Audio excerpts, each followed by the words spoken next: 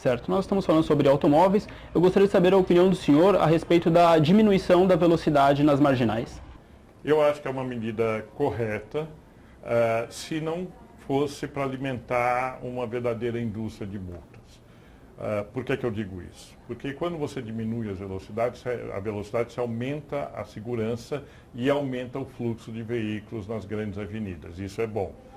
O que tem sido muito criticado é que há uma mudança de velocidade em alças de acesso, por exemplo, e de forma desavisada. Então, as medidas que o Haddad fez na área de mobilidade urbana não foram acompanhados do esforço pedagógico que é necessário. E o que nós estamos vendo agora é uma indústria de multas. Nós estamos com mais de 1 bilhão de recolhimento em multas na cidade e não necessariamente isso tem ajudado a melhorar a segurança no trânsito. Mas acredito que gradativamente nós podemos chegar lá. Perfeito. Ainda em relação à questão da mobilidade urbana, outra questão que dividiu os paulistanos, e eu acho que os candidatos também, é a questão das ciclovias e ciclofaixas. O senhor é a favor dessa política e manteria o que já foi feito? Eu sou a favor porque, primeiro, nós temos um grande desafio da sustentabilidade, que é a mobilidade urbana. Um dos aspectos que tornam as cidades insustentáveis, um dos principais emissores de gases de efeito estufa, são os veículos nas cidades, os ônibus na cidade. Então, a ideia de se otimizar as vias com as ciclovias, ciclofaixas, ela é muito positiva.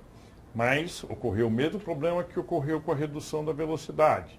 Isso não foi acompanhado de um esforço pedagógico e nem de um cuidado com a segurança. Se você descer, por exemplo, a ciclofaixa da Vergueiro, ou você for nas ciclofaixas aqui do centro, você vai ver que o asfalto não está preparado para receber bicicleta.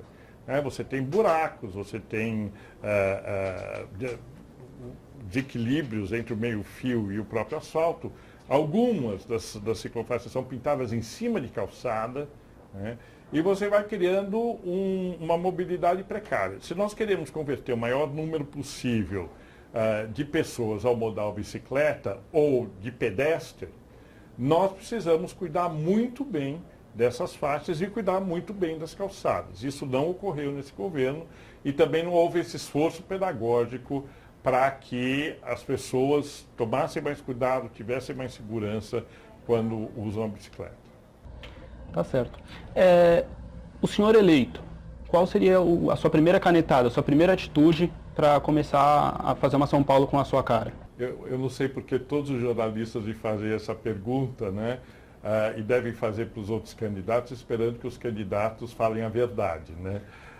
Eu não espero que as pessoas considerem que o que eu vou falar aqui seja exatamente o que eu vou fazer, mas a primeira canetada seria agradecer a população por ter sido eleito e convocar os conselhos de participação e os demais conselhos para uma boa discussão sobre o plano de governo. Então, meu primeiro ato seria convidar a população a trabalhar juntos para descentralizarmos da forma mais eficaz a gestão da cidade.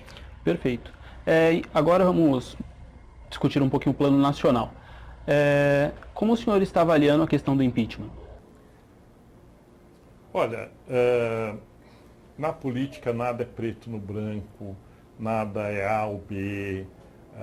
Embora exista essa tendência, né, das pessoas logo taxarem alguma coisa de direita, outras de taxarem de esquerda, coxinha, petralha, a política não é assim, né?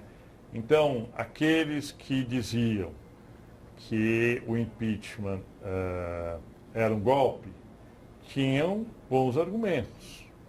O presidente do Congresso orquestrou o Congresso de tal forma, inclusive para se proteger, porque ele estava envolvido com o Lava Jato, de tal forma a acelerar o processo do impeachment. Por outro lado, aqueles que apoiaram o impeachment também tinham razão, porque a presidente Dilma nos conduziu a um desastre econômico sem precedentes e utilizou de pedaladas e de manobras que são absurdas e inaceitáveis. Então, ambos têm argumentos e por isso que não se entendem. Agora, a nossa posição foi a favor do impeachment, né? Foi a posição da rede expressa inclusive na nossa página, oficialmente, foi a favor do impeachment. Mas se deu liberdade aos nossos parlamentares votarem conforme as suas convicções. E aí dividiu-se, 2 votos a favor do impeachment e 2 votos contra. Sim, mas essa questão da divisão não gera um desconforto? Porque 2 dos deputados federais votaram contra o impeachment e o senador que a rede tem também votará contra o impeachment, segundo ele próprio. Não existe Não é desconfortável isso para o partido? O partido fala uma coisa e os integrantes fazem outra?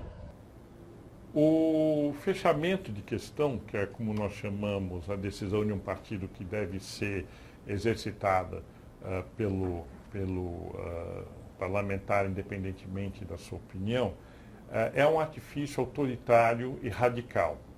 A rede procura construir as suas propostas através do que nós chamamos de consenso progressivo, porque uma vez consensuado, nós temos melhores condições de implantá-la e disseminar isso com uma própria identidade de um partido.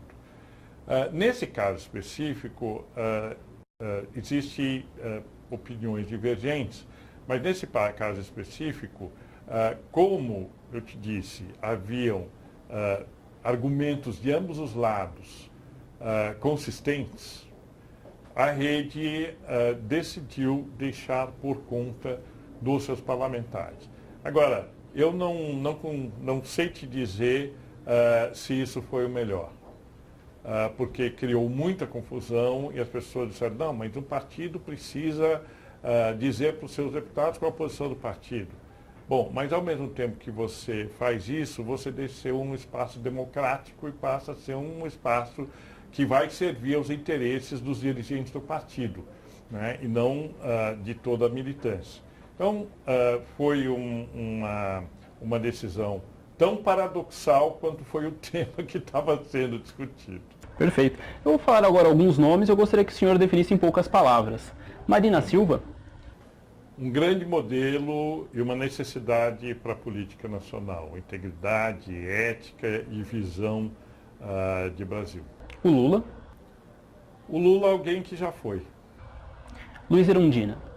Luiz Erundina, uma pessoa admirável, íntegra, mas ela representa um atraso no pensamento da esquerda. Jair Bolsonaro. Sem comentários. Aécio Neves. Aécio Neves tenta ser alguma coisa e até agora não conseguiu mostrar para a sociedade brasileira quem ele efetivamente é. Perfeito. Muito obrigado, Ricardo Young. Foi um prazer entrevistá-lo. Muito obrigado, Vinícius, e vocês estão fazendo um trabalho muito importante nesse momento que decisões políticas precisam ser tomadas e precisamos ampliar ao máximo para a população as informações sobre o que está em jogo.